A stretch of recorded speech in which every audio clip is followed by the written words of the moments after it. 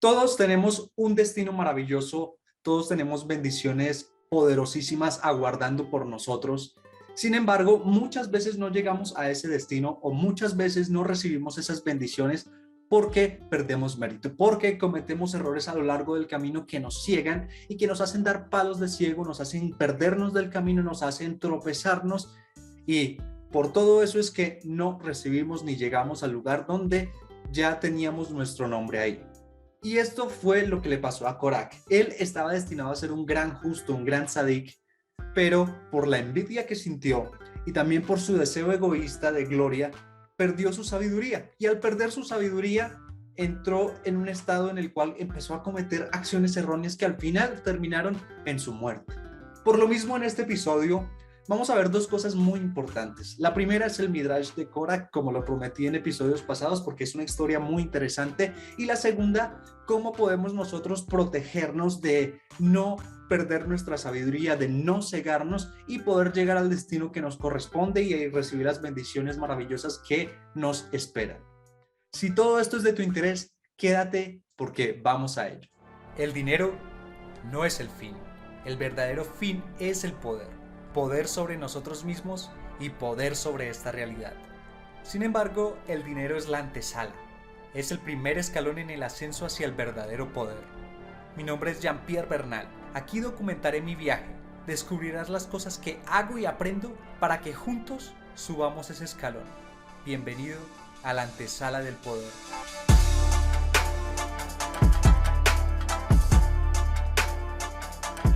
Bueno, poderoso, poderosa, bienvenido, bienvenida a este episodio número 287. Momento en que se publica este episodio es el día jueves 7 de julio del año 2022.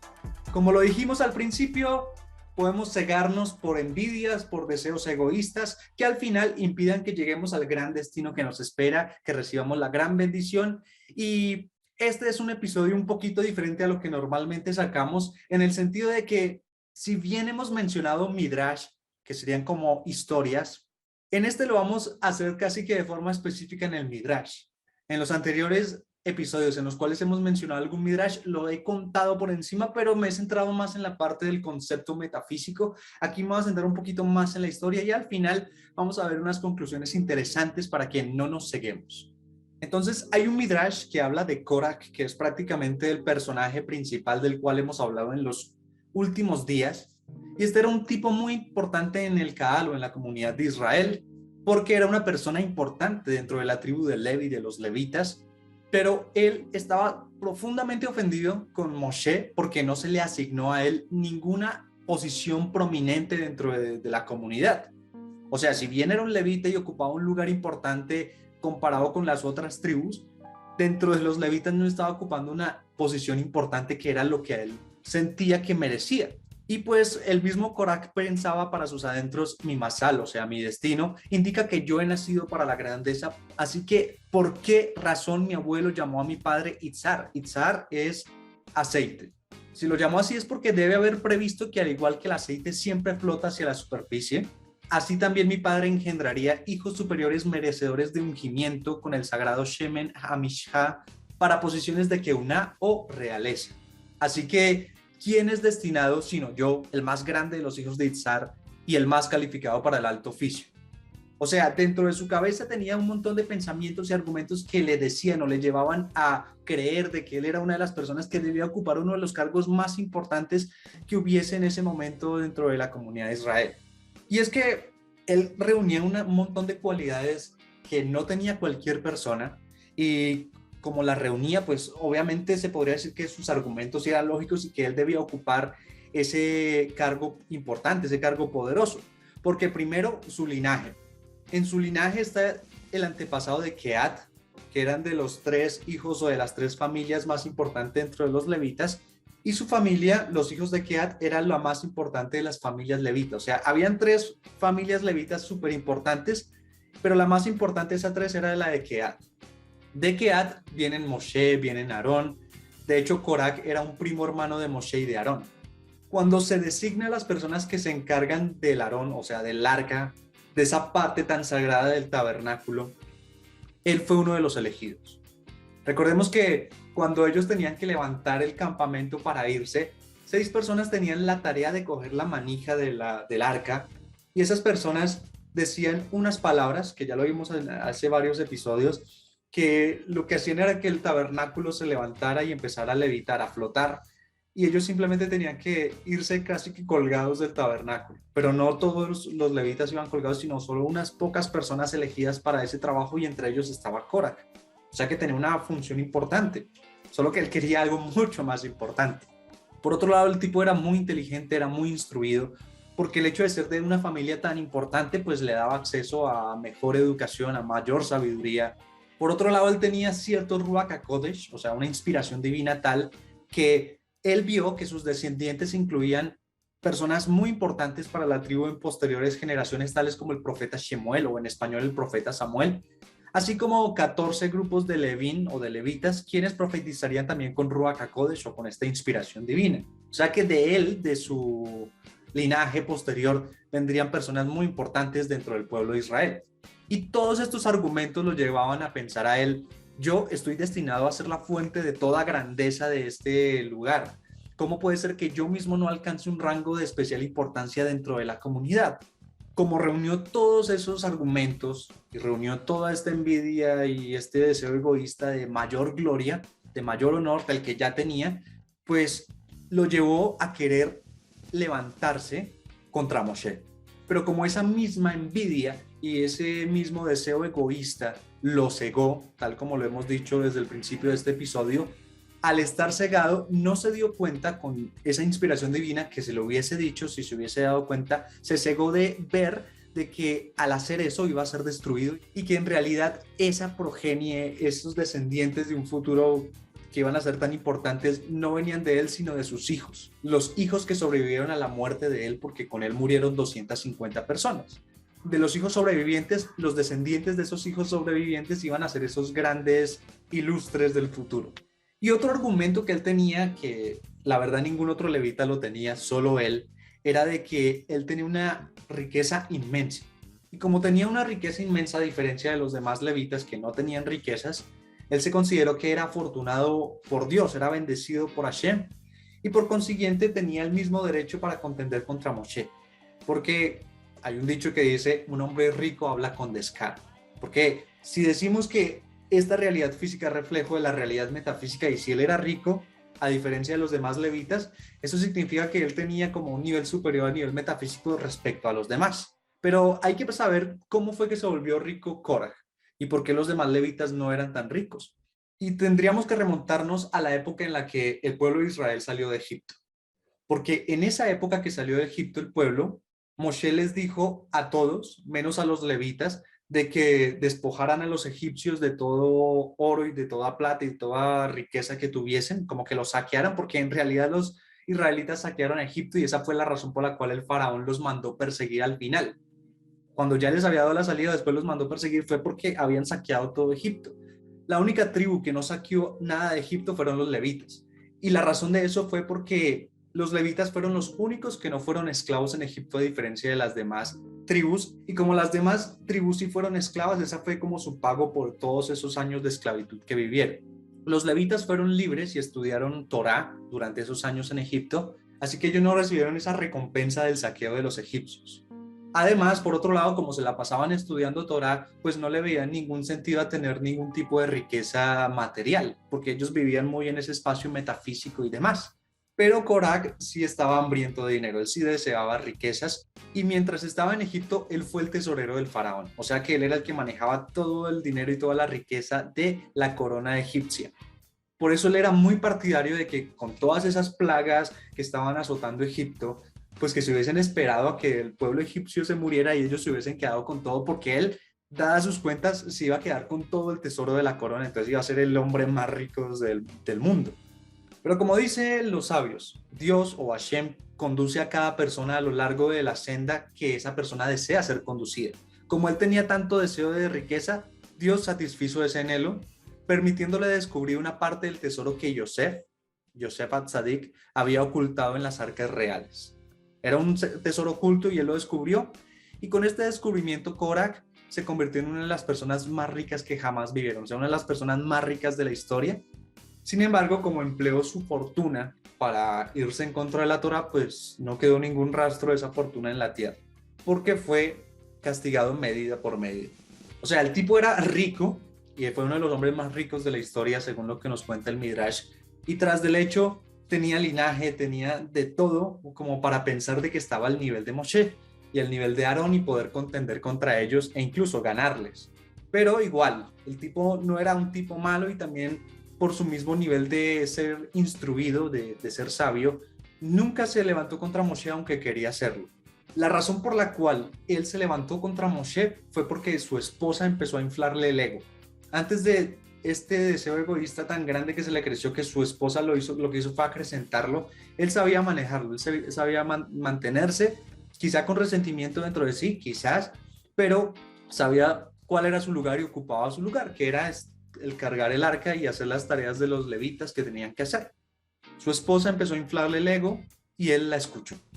Y hay dos personas en las historias, en los Midrash, que escuchaban a sus esposas y terminaron pereciendo. Una de ellas fue un hebreo, que es Koraj, y otra fue lo que se le diría un gentil o un no hebreo, que fue Amán. Ambos escuchaban a sus esposas que les inflaban el ego y que les decían que ellos tenían que ser más grandes de lo que eran y demás, y terminaron cometiendo errores por esa búsqueda de gloria desde un deseo egoísta. Aun si el deseo egoísta no era de ellos propiamente, sino de sus esposas. La razón por la cual empezó a escuchar a su esposa es porque su orgullo estaba herido, ya que teniendo todos estos argumentos, Moshe no lo había ignorado, como que lo había abandonado y no lo seleccionó para ninguno de los varios dignatarios que habían dentro de la comunidad. Y pues Korach estaba haciendo una función que sí era importante, pero no era sobresaliente, no era algo que lo destacara entre los demás levitas. Él quería eso, una función que lo destacara de los demás. Y él pensaba que eso era injusto. Incluso no lo escogió como líder de la familia de Kehat, porque cada familia tenía como su líder y él sentía que ese era su derecho, pues por todos los argumentos que ya dimos. Además de que él era el primogénito del segundo de los hijos de Kehat, que es Itzar. Y pues ese cargo que él estaba esperando del ser el Nasi, el líder de la familia de Kehat, se lo confirieron fue a su primo más joven, que era Elitzafán, el hijo de Uziel. Eso lo podemos encontrar en el libro de Números, capítulo 3, versículo 30. Kehat era abuelo de Korach y él tuvo 4 hijos, Amram, Itzar, Hebrón y Uziel. O sea que el hijo del hijo menor de su abuelo Kehat fue el elegido como el líder o el Nasi de la familia de Kehat. El hijo mayor de Kehat, Amram, tuvo 2 hijos varones que fueron Moshe y Aarón, quienes respectivamente se volvieron rey y sumo sacerdote.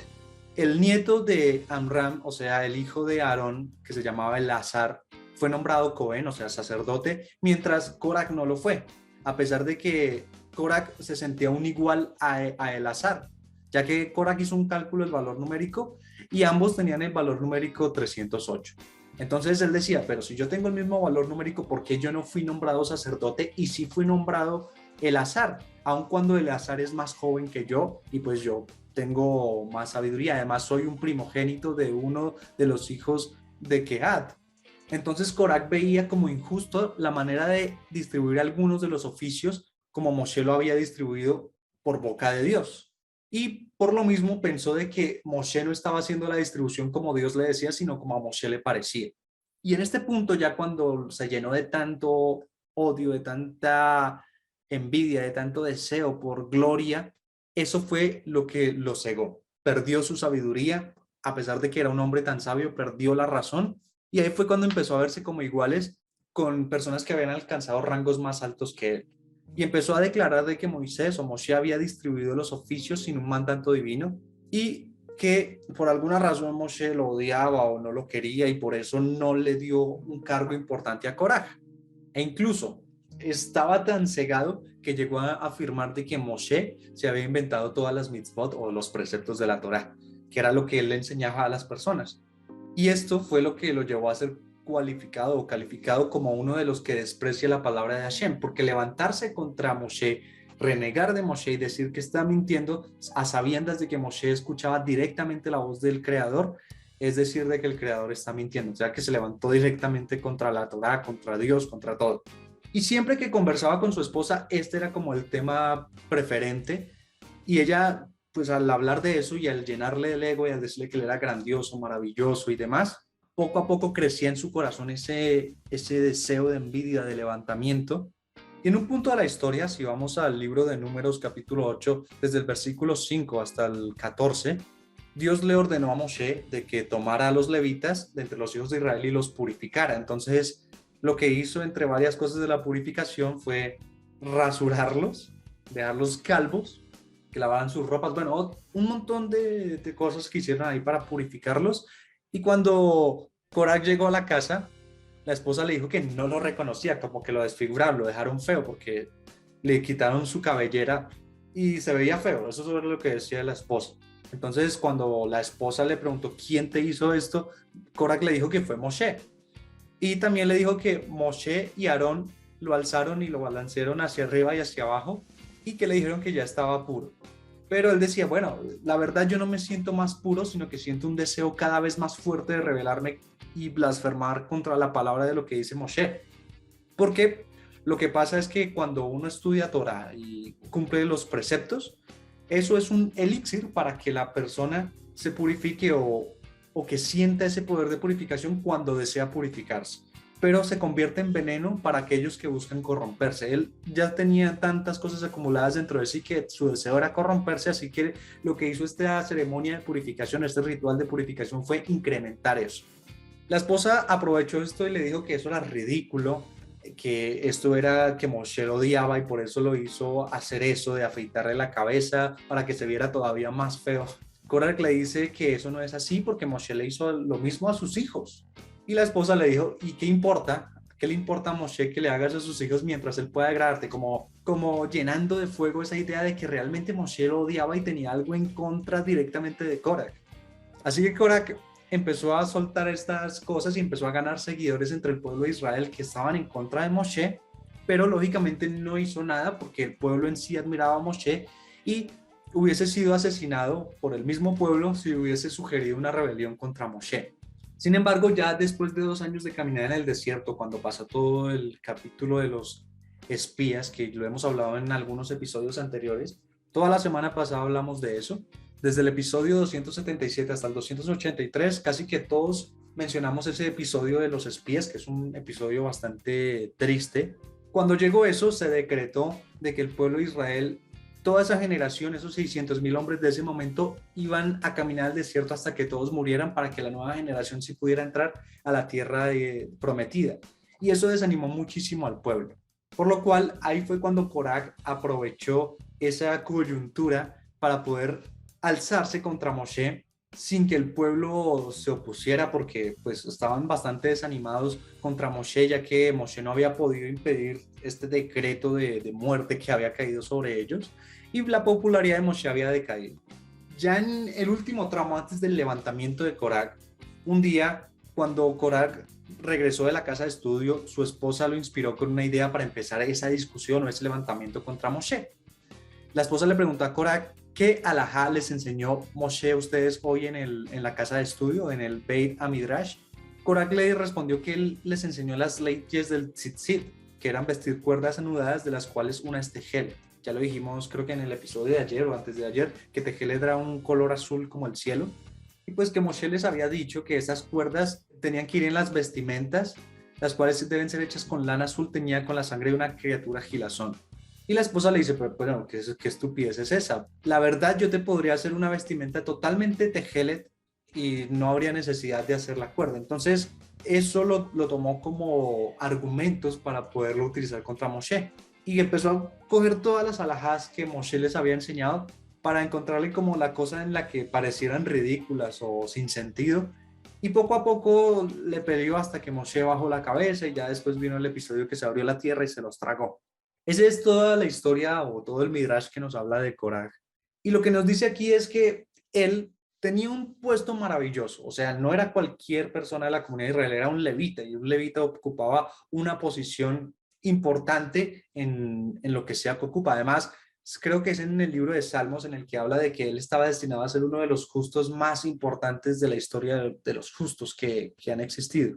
O sea que tenía todos esos aspectos, ocupaba una posición importante que quizá no era tan importante como él deseara que fuese, pero era una posición importante. y renegó contra su realidad, no la aceptó y empezó a buscar algo que en ese momento no le correspondía, porque hasta el Ari predijo de que él eventualmente se convertiría en el sumo sacerdote.